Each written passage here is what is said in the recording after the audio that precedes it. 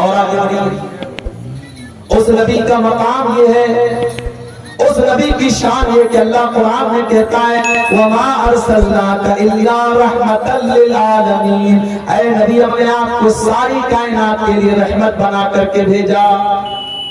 اس نبی کی شان یہ کہ وہ دشمنوں کے لیے بھی رحمت بن کر کے آئے، اپنوں کے لیے بھی رحمت بن کر کے آئے، مسلمانوں کے لیے بھی رحمت بن کر کے آئے، غیر مسلموں کے لیے بھی رحمت بن کر کے آئے۔ وہ نبی جانوروں کے لیے بھی رحمت بن کر کے آئے، جانوروں کو بھی تکلیف پہنچانے کا آپ نے حکم نہیں دیا۔ ایک عورت نے بلی کو پکڑا اور بلی کو تڑپا تڑپا کے بھوکا پیاسا رکھا، بلی مر گئی۔ اللہ کے نبی فرماتے ہیں وہ عورت جہنم میں جائے گی، اس نے ایک بلی کو ایک بے زبان جانور کو تڑپا کر کے مار دیا۔ اور ایک ویشیا اور ایک بچے عورت، اس نے کنویں سے پانی نکالا اور ایک پیاسے کتے کو جو پیاس سے تڑپ رہا تھا اپنے موزے سے پانی نکال کر کے کتے کو پلایا۔ اللہ کے نبی فرماتے ہیں اس ویشیا عورت کا یہ عمل اللہ تعالیٰ نے قبول کر کے اس کی بخشش کر دی۔ ایک کتے کو جانور کو پانی پلانے کی وجہ سے اللہ تعالیٰ نے اس کی مدد کر دی۔ جانوروں کے بھی آپ رحمت کرتے ہیں۔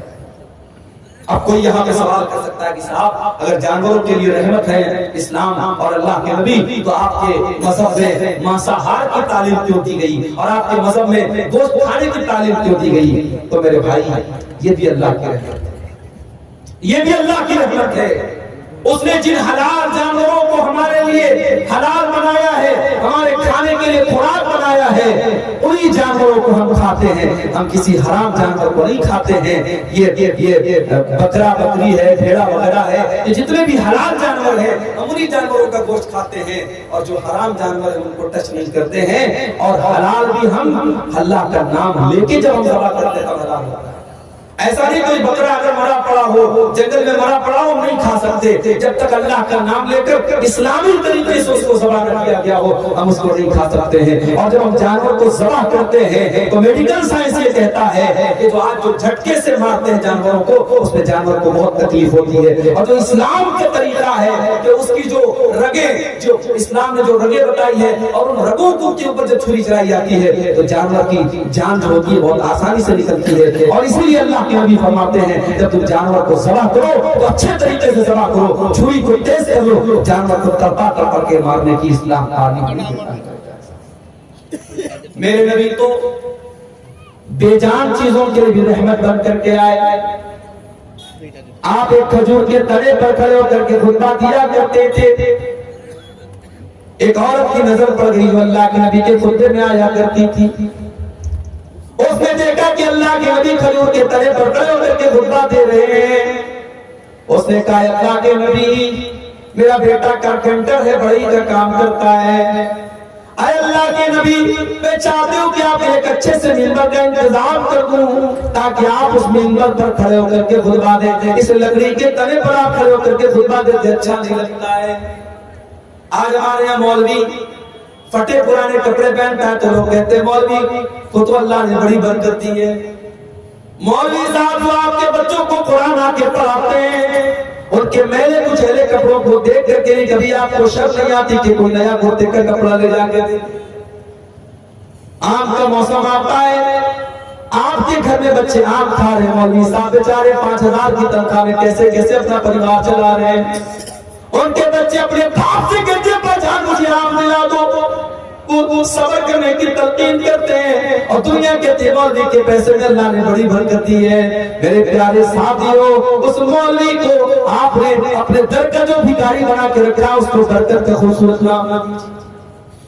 معاف کرنا میرے بھائیوں، بات کر دیے مگر بات یہی سچ ہے کہ ہم علماء کو خوشحال دیکھنا نہیں چاہتے ہیں۔ اگر مولوی اچھا لائف سٹائل اختیار کر لے، اچھا کپڑا پہننے لگے، مولوی حلال طریقے سے اگر گھر مکان بنا لے اور سواری کا انتظام کر لے تو اس پر لوگ انگلی اٹھاتے ہیں کہ مولوی کے پاس اتنا پیسہ کہاں سے۔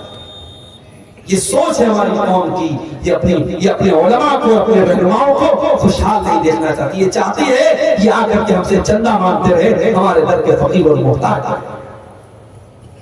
لاک ڈاؤن میں ہم نے دیکھا کتنی مسجدوں میں امام جن کو 8000 10,000 تنخواہ دی جاتی تھی، مدرسوں میں پڑھانے والے ٹیچر جن کو 8-10 ہزار کی تنخواہ دی جاتی تھی اور اس تنخواہ سے ان کا گھر پریوار چلا کرتا تھا، لاک ڈاؤن لگ گیا، مدرسے والوں نے آنکھیں پھیر لی، مسجد کی کمیٹی نے آنکھیں پھیر لی، مولوی صاحب ہمارے فنڈ میں کوئی پیسہ نہیں ہے۔ ان مولویوں نے کتنی پریشانیوں کے ساتھ اپنے ایام کاٹے، اپنے دن کاٹے میرے بھائیوں، لوگوں سے قرضے لے کر کے، لوگوں سے مدد مانگ کر کے انہوں نے اپنا گزارا کیا۔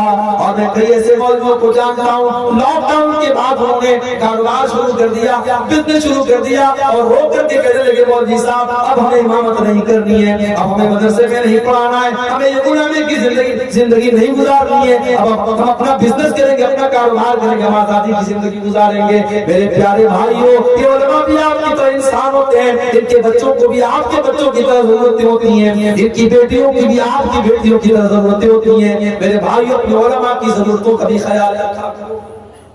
نہیں رکھتے ہم اپنے علماء کی ضرورتوں کا ہم خیال نہیں رکھتے۔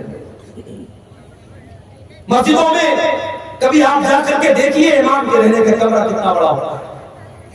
بعض مسجدوں میں میں نے دیکھا کہ سیڑھی کے نیچے جو چھوٹی سی جگہ بنی ہوتی ہے کوٹھری ٹائپ کی، اس میں امام کو رکھتے ہیں۔ امام بیچارہ اگر ڈھنگ سے کھڑا ہو جائے تو سب اس کا چھت سے لڑ جائے گا۔ ہمیں شرم نہیں آتی؟ ہم اپنے بچوں اور اپنے پریوار کے ساتھ اپنے گھر میں رہیں، اور امام صاحب اپنے پریوار سے دور آپ کی مسجد میں امامت کرائیں، اور مہینے 2 مہینے اپنے پریوار سے دور رہیں۔ میرے بھائیوں، ایک کون سا انصاف ہے؟ آپ کے بچے آپ کے ساتھ رہیں اور مولوی کا بیٹا اپنے باپ کے رہنے کے باوجود وہ بیچارہ یتیم بن کے زندگی گزارے، اور مولوی کی بیوی بیوہ کی زندگی گزارے۔ اللہ کے واسطے اپنے علماء کے مسائل پر بھی نظر رکھو میرے بھائیوں۔ آج سرکاری ٹیچر ریٹائر ہوتا ہے، گورنمنٹ اس کو پینشن دیتی ہے۔ دنیا کی کسی بھی نوکری میں کوئی ریٹائر ہوتا ہے، اس کو بڑا اماؤنٹ ملتا ہے۔ مولوی ریٹائر ہوتا ہے، اس کے لیے کوئی انتظام نہیں، کوئی پرسان حال نہیں۔ کتنے جماعت کے بڑے بڑے علماء ہیں جنہوں نے ساری زندگی جماعت کی خدمت کی، امت کی خدمت کی، تقریریں کرتے رہے، کتابیں لکھتے رہے، بچوں کو پڑھاتے رہے۔ جب اس لیول پر، اس مرحلے پر پہنچے، جب وہ بیمار ہو گئے، جب بوڑھے ہو گئے، جب کمزور ہو گئے، جب ناتواں ہو گئے، ان کے دوا علاج کے پیسے نہیں ہیں، تڑپ تڑپ کے اور گھٹ گھٹ کے مر گئے۔ میرے پیارے ساتھیوں، یہ انصاف کا تقاضا نہیں ہے، یہ علماء کی محبت کا تقاضا نہیں ہے۔ اللہ کے واسطے اپنے علماء کی ضرورتوں کا بھی خیال رکھو۔ اور نے دیکھا اللہ کے نبی لکڑی کے تنے پہ خطبہ دے رہے ہیں، اس کو اچھا نہیں لگا، اس نے کہا اللہ کے نبی میں آپ کے لیے خوبصورت ممبر بنوا دیتی ہوں۔ اگلا جمعہ آیا اور ممبر بن کے تیار ہو گیا۔ اگلے جمعہ میں بہترین ممبر بن کے آ گیا، اور اللہ کے پیارے نبی جب خطبہ دینے کے لیے ممبر پہ چڑھتے ہیں تو لکڑی کے تنے سے رونے کی آواز آئی۔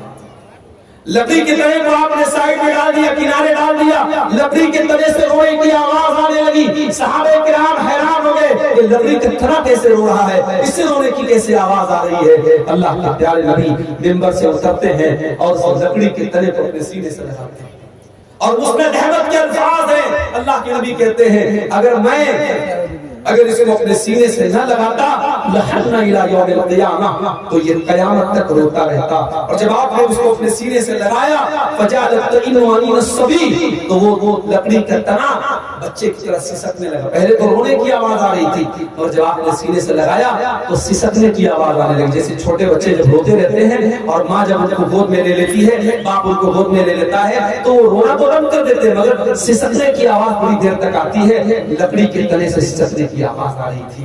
اللہ کے نبی نے فرمایا انہا تبکی علی ما کانت تسمع من الذکر، اس لکڑی کے تنے پر کھڑے ہو کر کے میں خطبہ دیتا تھا اور قرآن اور حدیث کی باتیں بیان کرتا تھا، اس لیے یہ لکڑی کا تنا جب آج میں نے اس کو چھوڑ کے جب میں ممبر پہ کھڑا ہو گیا تو یہ رونے لگا۔